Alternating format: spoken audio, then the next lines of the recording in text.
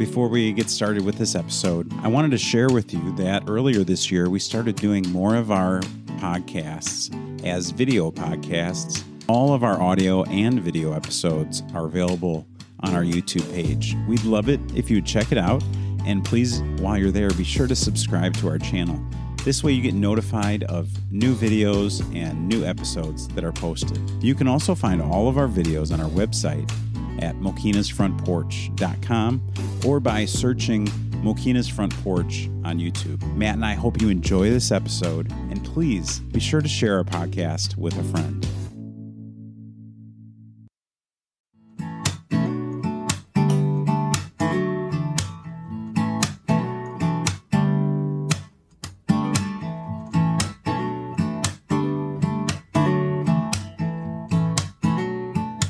Joe, thank you for sitting down with me, Assessor Joe Kral. And so we're going to talk, you don't have a challenger this election, so correct. The idea... Nobody wants my job. Nobody does. I mean, really. It's not the idea we had was instead is kind of use this to talk about the process of assessing properties and how it goes from your job to the property tax bill that people get in their mail. So first, why don't you just tell us a little bit about yourself? Where'd you grow up? Siblings, parents, things like that? I'm an only child. I grew up in South Holland. Actually started in Markham to South Holland. Lived there, went to Thornwood High School. Graduated in '86. Long story short, I went to school for journalism and political science. I wanted to be Mike Royko, who was a writer for the Chicago Tribune and Sun-Times. The reality was, while I was in college, one of my professors was a good friend of mine, and he's like, well, why are you doing this? Because the media itself is in its downward spiral, and as it planned out, we don't really have newspapers anymore. There's, it's all, the Fourth Estate is not what it used to be. So, when I was in college, I was putting myself through school doing heating and air conditioning for Sears. Okay. And when I got out, I could get a job at the Times, or the Hammond Times at the time, and it was $9 an hour, or I could continue working at Sears for $17 an hour doing heating and air conditioning. And I did that for about 15 years. I worked, my area was 79th Street in the city south, from the lakefront to Halsted. And I pretty much spent every day of 15 years driving around, fixing refrigerators, getting furnaces, air conditioners going, and all that stuff. Are you a generally handy person still today? Yes. Yeah. I prefer to tinker on things. Now, I mean, it's now computers and so forth, and a lot of it you don't give you the option to repair things, and I'm a big right to repair person. I think that people should have the right to fix the stuff they own, but now you've got so many companies that are denying you that ability and won't sell you parts and do all of those things. But that's a whole nother aspect of life. Sure. I bought a business when I was in college called Roto Spray, and I ran it with my uncle, which is Debbie's father, my father, and myself. And Debbie Blank, I'm sorry. Yeah. Yes. Your cousin, right? Cousin, yes. Yeah. And they were operating out of South Holland. When they moved out here, both of them moved out here in about 99, 2000, and moved Roto Spray out here. I bought a second business called XL Addenda that I operate out of my parents' basement. It gave me the ability to quit being refrigerator repairman, because after a while, those people tend to wear out their knees. You're on your knees all the time. What was that second business? XL Addenda. I modified switches. So a gentleman,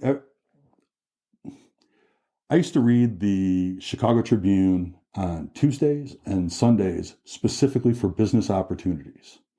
And a gentleman in Darien was selling his switch modification business. C&K went through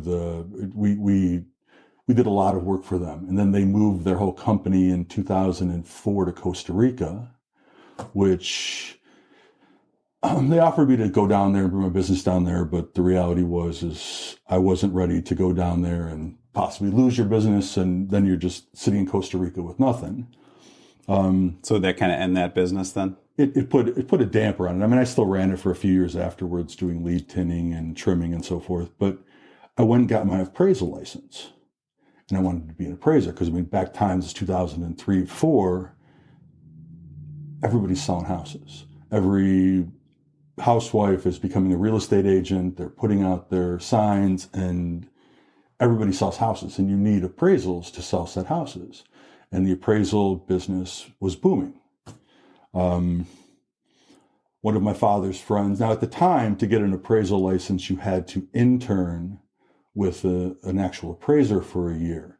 It wasn't, now you have to get there's a college degree in it. But at the time, you had to intern. And one of my father's friends happened to be the assessor here, and offered to take me on as an apprentice. Actually, never did the apprentice work. I started working for the assessor's office, and it was an interesting beginning and seeing the way that it was run. Who was the assessor at that time? Paul Ruff. I eventually defeated him in an election going forward. First day, calls me into the office, and he points up to 3 monkeys, and he says, "This is you. I don't want you to hear nothing." And it was a hear nothing, see nothing, say nothing. And he looks at me and goes, "That's you. You don't hear nothing, you don't see nothing, and you don't say nothing." And I'm sitting back, and I'm like, what? This is a job. This is not something, whatever, the mafia, whatever. He ended up getting sick. I took over the residential aspect. I worked on a whole project to take every single house in this township, take photographs of it, put it onto the website. And when he came back, people were like, "Oh, this guy Joe, he's really helpful and nice." And I got fired. And I think it was because he thought I was a threat. And I said, "All right, well, maybe I'll think of running." I didn't really think about running in politics for that point. I did. In 2009, I had acquired my credentials, got the signatures in 20-degree weather, or 20 degrees below weather, 2 weeks. The high temperature was -6, and I got all of my signatures, which of course got thrown out because my father, rest in peace, great guy. And on our petition sheets, I would go out with 15 names or 15, blank spaces. And at the end of the night, I'd come home and there's only like 7. And I would just go out the next day with a blank one rather than trying to screw around. And in his infinite helping out, he took him to St. Mary's and had all the nuns sign. And unfortunately, I signed it as being the witness to those signatures. And so out of 3 of 56 petitions, I was the witness that I wasn't. So they threw them all out for a pattern of fraud. And so I had to run as a write-in. It was a hard battle, but I got 6,000 write-in votes to his 3,000 not write-in votes. And for the first time in Illinois history, a city incumbent was beaten by a write-in. Wow. I don't have the most write-in votes. There was a guy in Peoria who was on the school board who got sick and didn't get his petitions in and whatever. I don't care. None of that matters. But 6,000 people wrote my name down, and it's extremely motivating to do the best job possible. I mean, they didn't just go in and circle in an oval. They actually wrote the name down. And from that point, how did you get to that point? How did you get 6,000 people to write your name in? What were you doing for that election? I grabbed every one of my friends that I'd ever met that sort of believed in me, and we manned every polling place. I didn't stop when they kicked me off the ballot. I just changed all of my signs to write in Joe Kral. I explained my situation. I had 20 coffees that I walked into neighborhoods and talked about how property taxes work and how when you elect somebody, they should be responsible to you, not above you.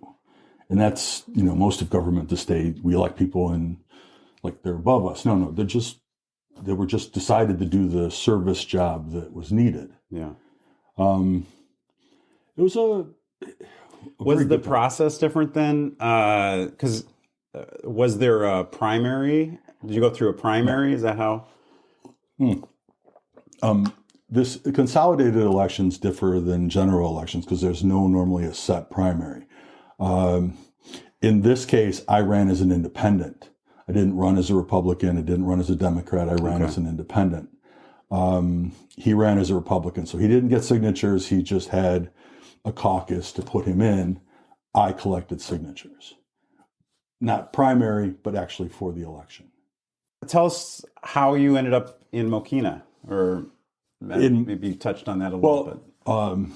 In 2003, my mother passed away. She had a battle of cancer, and my father, a pretty strong, stoic kind of a guy, I didn't think was handling it so well. Come home, dishes in the sink, been there for days, can't do this. And he needed that push. I was living in the city. I think I needed to start to grow up a little bit. Instead of having fun in the city and doing that, I moved back home and was working at the assessor's office full time. And it was 7 months later that I got fired. But I mean, sort of like you get into this grind of you're helping out and you're feeling motivated to accomplish something in government or something in any business. And you don't want to leave every day to drive an hour to come back an hour in the day. So I moved home.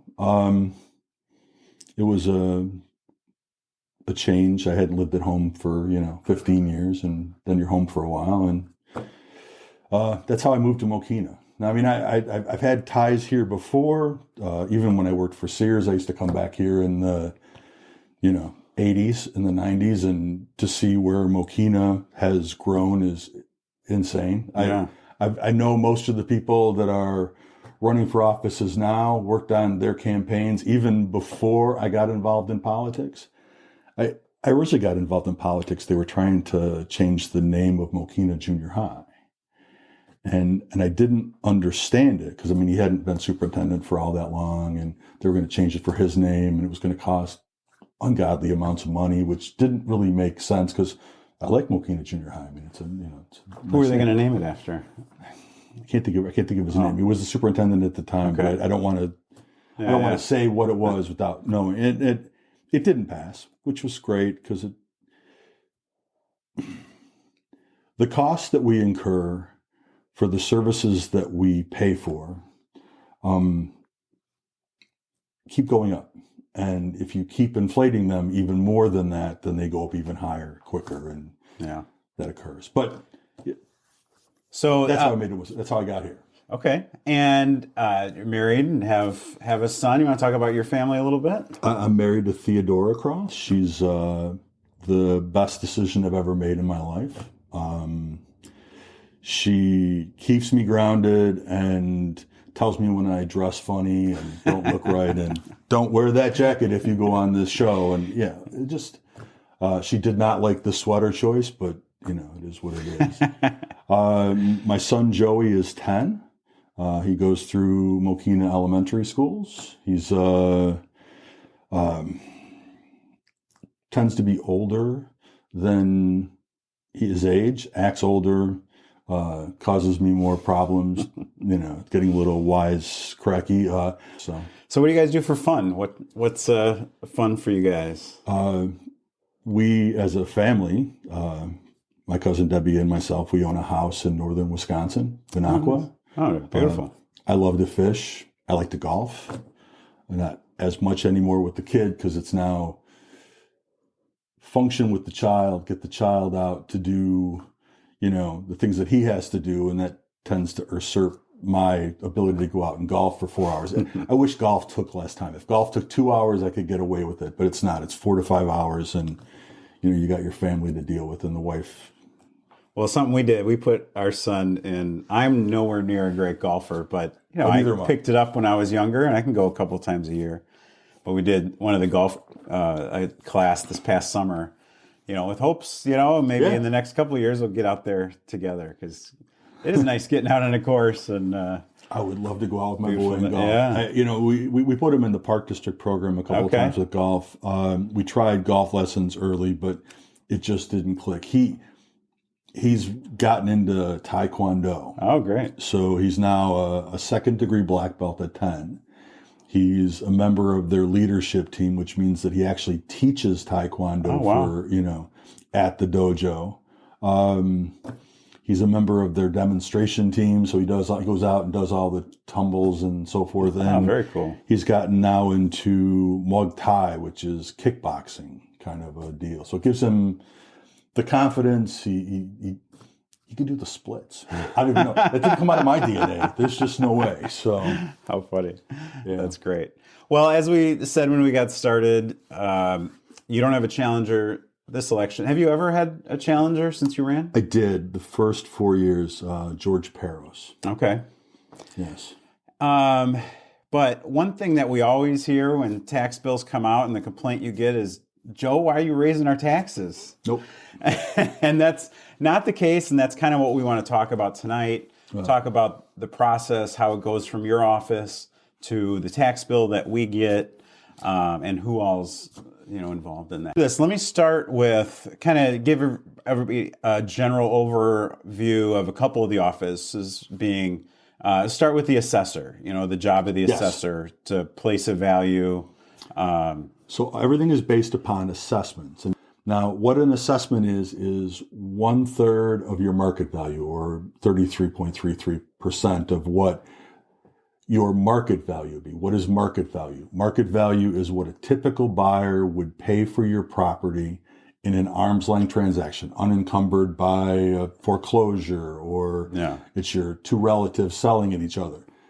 What would a typical buyer pay? Now, there's a second step down on that, in that I am limited by the Department of Revenue of the state of Illinois, and that number is telling me that I have to assess as of the first of the year, but utilizing data from not now, but 3 years before, the three preceding years. So assessments generally are lag behind. So the assessor is going to place the value, like the you value said, on the use property, those. yes. Next, it would go to you submit your books to the supervisor of assessments. Is that right? The county? In December, I get the book, it's called, and I have up until June.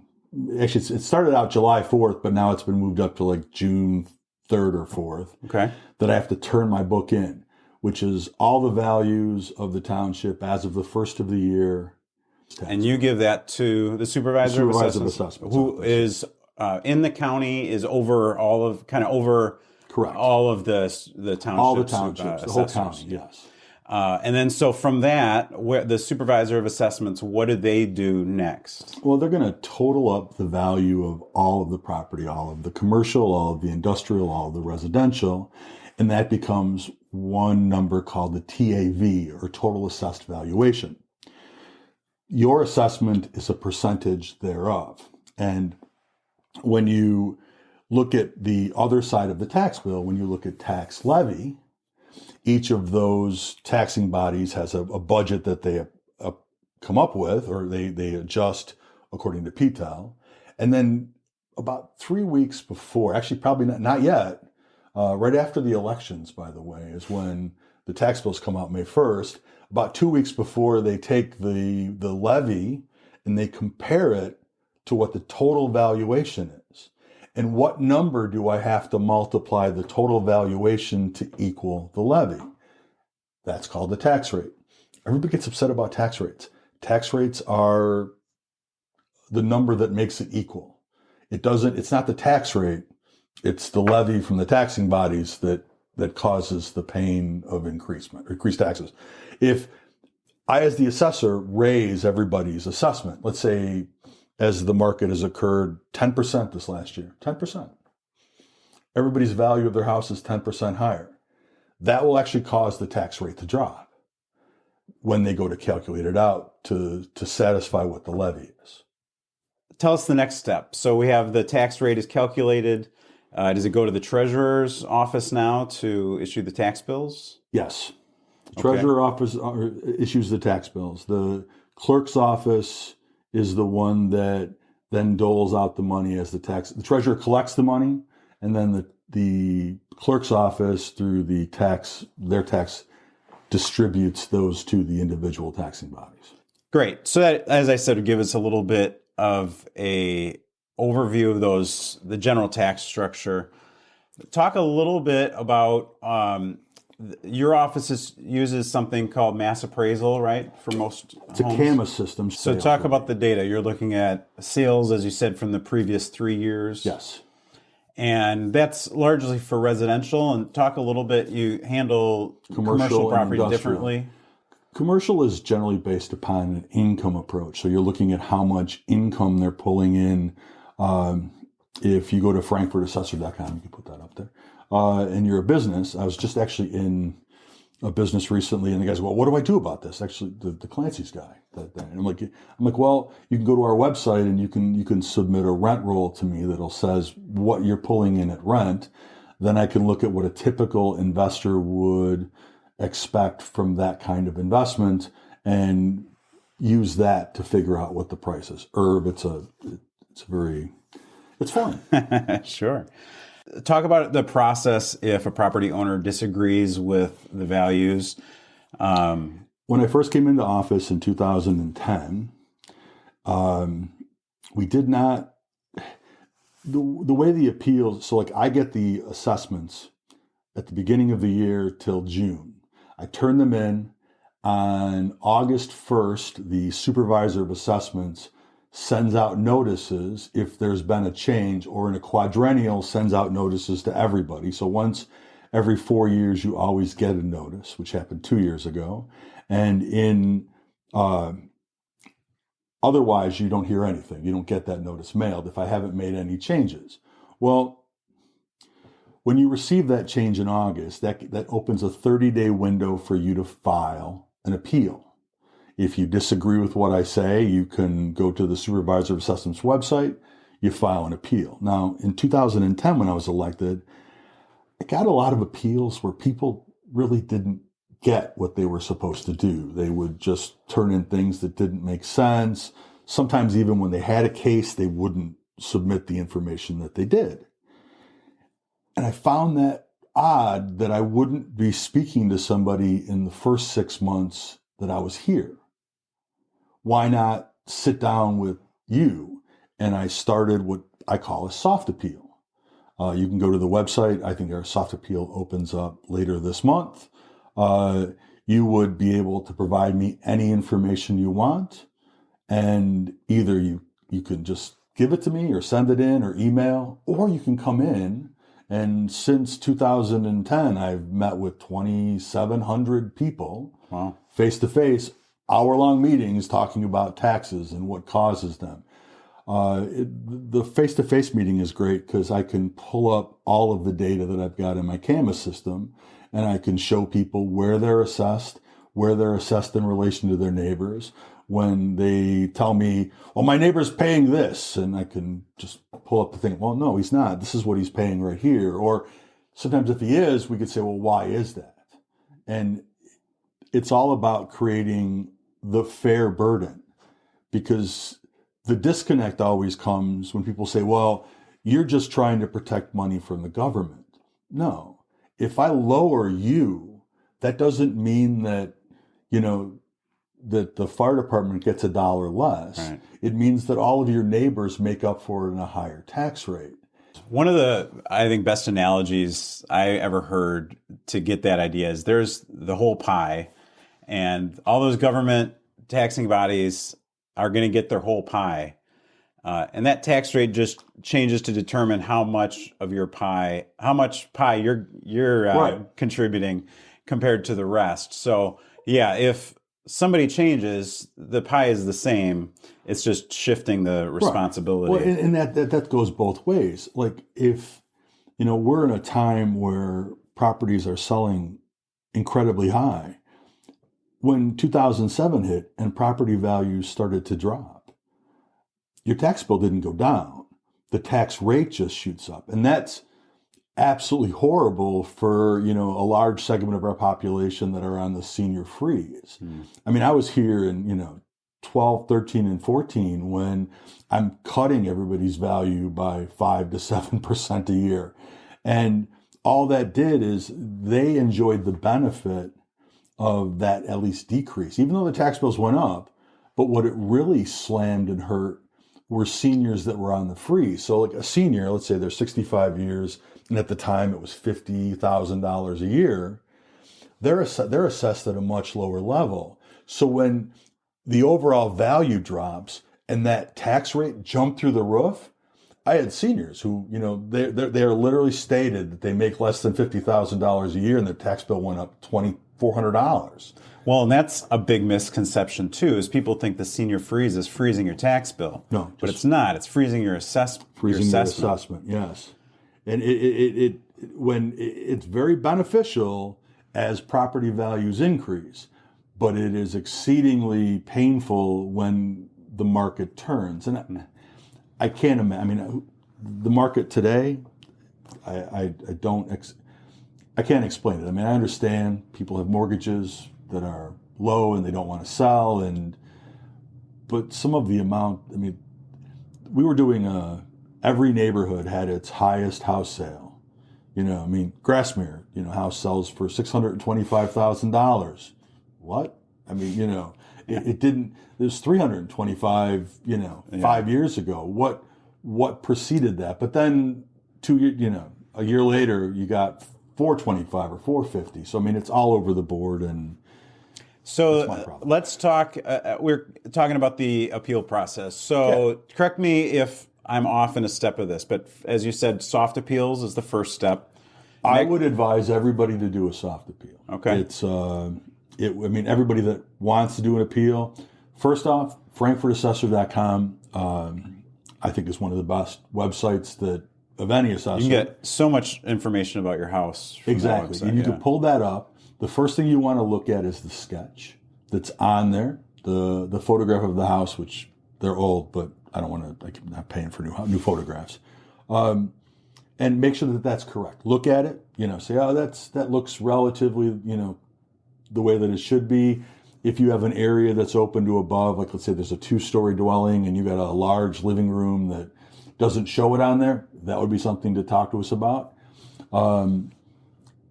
Then get as much information as you can find. You can just, if you go to the search feature, you can just put the name in of your street and it'll pull up every house on your street.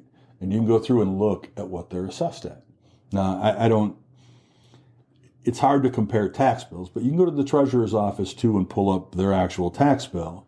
But some people have exemptions, some people have this. Well, again, yeah. Assessments are the way to go. Yeah, sure. And what we're mainly looking at is a price per square foot. So if you look at what your assessment is and you divide the number of square feet, it'll give you a price per square foot.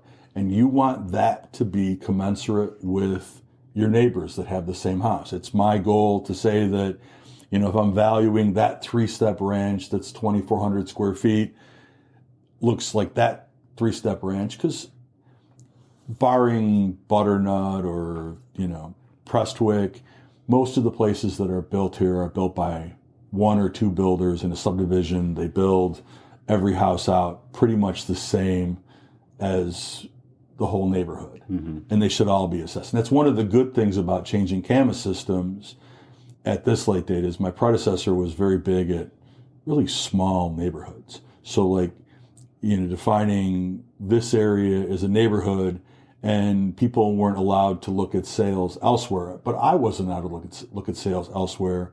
Now I can expand neighborhoods, not just by name, but by house type and how well, what the same type of houses, so that I get a bigger pool of data for sales. So if, again, soft appeals, the next process would be a formal appeal with your office. Well, formal appeal with that would be the board of supervisor. The board of review. Board of review, okay. Yeah, that would be, you'd have to file through them. I would suggest going through me first. It would avoid a lot of hassle and trouble, and you would understand a lot more. And then the last avenue after that is either the property tax appeal board or a circuit court? If you lose at the board of review, you can file a PTAB and then circuit court, but that never really happens. PTAB is a state. We go to Springfield and go stand in front of lawyers. That more of an administrative hearing process. Yes. Yeah. What should somebody that's considering buying or selling their home consider as far as property taxes go? Look at the general neighborhood. You could go to our website. You could put in the street name that you're moving on. You could get a listing of PIN numbers in your area. You could look on the treasurer's website. I've actually reached out to the treasurer, try to link those things up, but that doesn't seem like it's going to happen. And look at what tax. One of the big problems, or one of the situations that I run into, is people come in and they say, well, my real estate person said it was going to be this. Your real estate person is trying to sell you a house. It would be best if you're buying a house to at least investigate what tax bills are, what they have been, and what in the future. Have we passed a referendum that says we're going to add 10%? You'd want to know that. Yeah. So. And if you call my office, we do the same. We'll look at it, give you at least a ballpark estimate of what it was, or we'll tell you what it was and a ballpark to what it will be. So talk a little bit, you mentioned it, but the taxing bodies are what determine the overall tax amount. So how should we look at that, or how do we view that? The schools are a large portion, villages and that so on. Governmental bodies are services. We pay for services. We pay for a police department that does our laws, a fire department that puts out our fires, a school that educates our children, a park district that runs our parks. We elect, in April elections coming up, the individuals that decide the budgets, the way that things, the way that money is spent. Every year, a taxing body is posed a question, generally around October, November, December, at their budgetary hearings. And they say, we can lower the levy, we can keep it the same, or we can raise it. Now, historically, in 1991, they passed a law called PTAL, Property Tax Extension Limitation Law. And a problem occurred that property taxes were jumping 15, 20% a year as the new school board comes in and says, we got to build this school, or the park district says, we got to build this park. And they said, we're going to have to figure out a way to limit this. So instead of them having an open checkbook to raise the value, whatever they could, they wanted to tie it to a defined inflation point. It's called the Consumer Price Index. That means that every year that your park district or your fire department went in to do the budgetary, they could lower their budget to keep it the same, or they could raise it, limited by PTAL. Whoever that guy that wrote PTAL was actually put a limiter. It's either the inflation rate or 5%, which is ever lower. And thank God. Because otherwise they have to go and ask for it to the voters. If they want more money, they have to file a referendum. And that's why whenever you see the word referendum, generally it works with an increase to your levy, your budget. And that's where you get the breakdown between, say, 159 and 161. They have had 7 referendums, and we've had 4. We only passed 1. They passed all 7. Now, what does that mean? That means that the same house on Everett, where Mr. Benny's is, that street, the exact same valued house on either side of the street, their tax bill on the east side of the street is $1,000 higher. Wow. And that's just, and that's, it's a... Yeah, that's a really good highlight of, the same value. Yeah. So again, it's extremely determined by where you are. That's right across the street. How many of the service providers that you have and what they're charging you to give you that service. taxing bodies operate in the same way that your IRA is such a great benefit for you to save money. The reason that an IRA is a great benefit is it's compounding interest. So every year you compound on not only the principal, but the interest. Governmental budgets are the exact same way. You take last year's budget and you increase it by a percentage. It just keeps getting bigger, and then the percentages get bigger. Even that 1% increase from 15 years ago is now about a 7% increase, just because of the way that you pass the referendum, and it doesn't stop. And that is one of the key reasons, I wanted to do this, and with us, as well as the whole thing, is those people that were voting on those school boards, and all the things that we make up our tax bill. And so it is important to know who those people are, because that has a significant direct impact on each of us as residents. Just comment. First off, there's the other way, which is absolutely just as bad, of coming in and cutting everything. The reason people move here is because of our school system. You need to fund them. Now, electing people to park district boards and school boards and fire protection boards that think about the tax ramifications is probably an important thing too. Mm-hmm. And, can you get the best for the dollar as opposed to just spending more? And more money doesn't automatically mean better service. It just means that you're paying more money. And in some cases, the outcome is less when you're paying more. I want to do we've covered a lot of these, but do a little quick vocab of some of the terminology we've gone over. So first, assessed value. 1/3 of market value being what somebody would pay for in an arm's length transaction. Okay, next one was market value. So we got that one taken care of. What is the equalization factor? The Department of Revenue has a valuation. They look at every single sale and compare it to where I am. And that gives them an idea of where I am in relation to value. And so they will say, Joe, you're, 6% low. And you could make changes, and I go make changes, and then they will apply 6% to everybody to bring the value up to that level.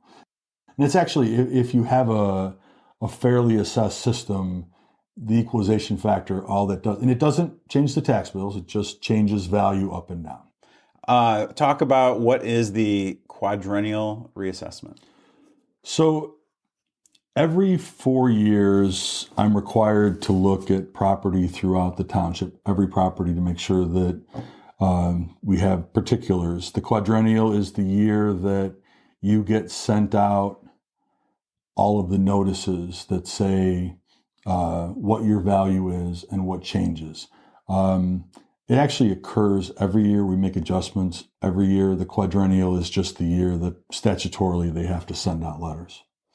And then, again, just explain what the levy is.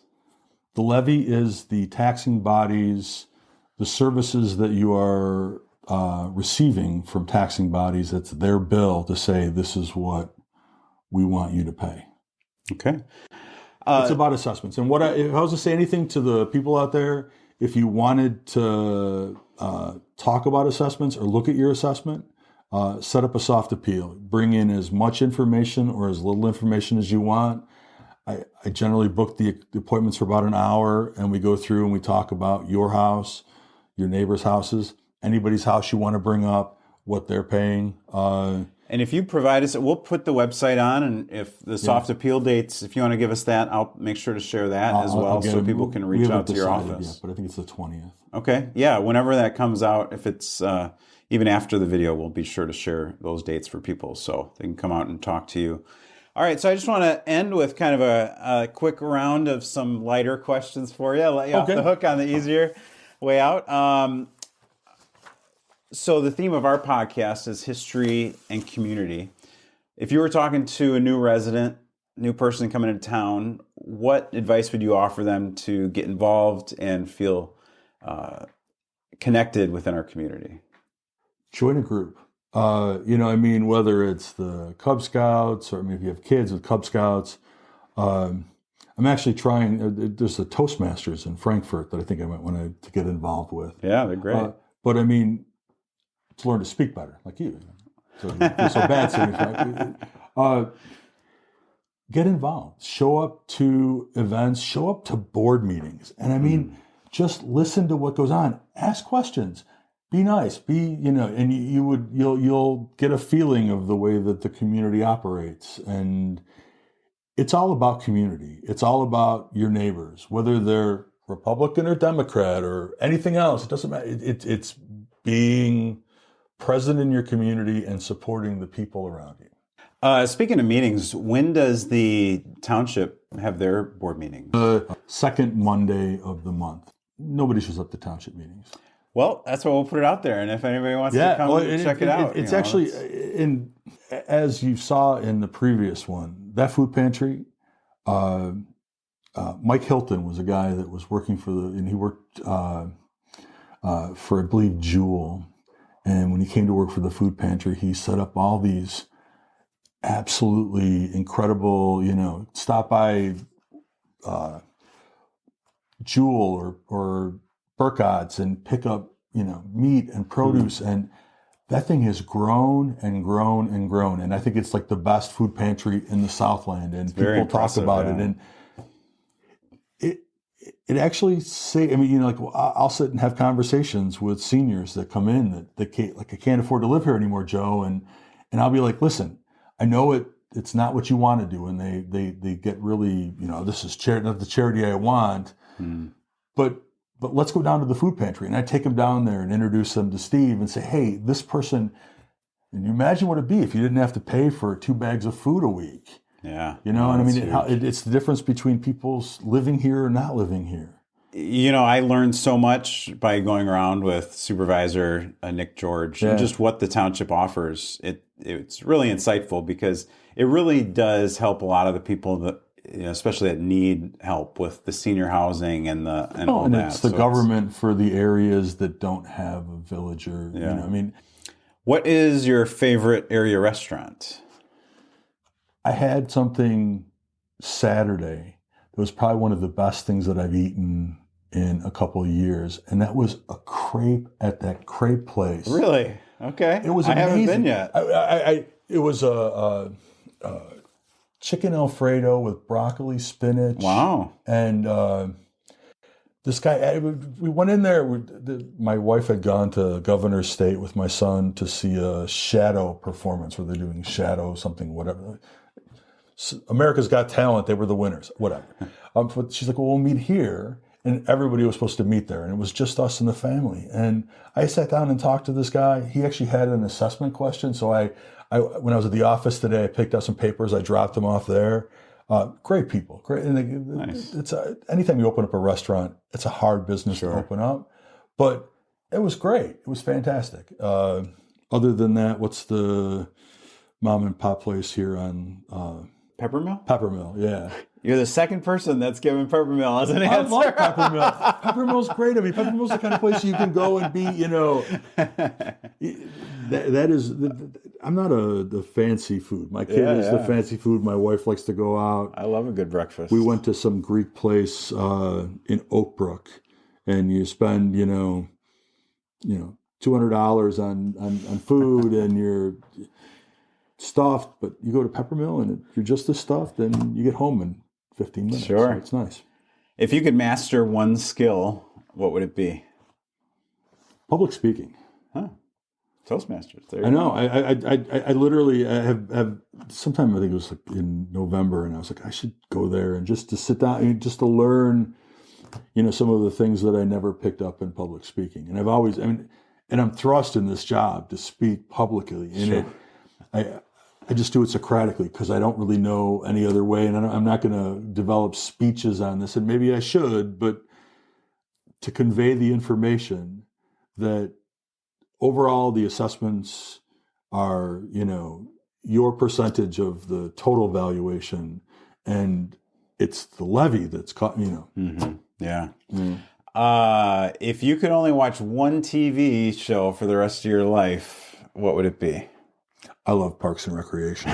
That's a good one.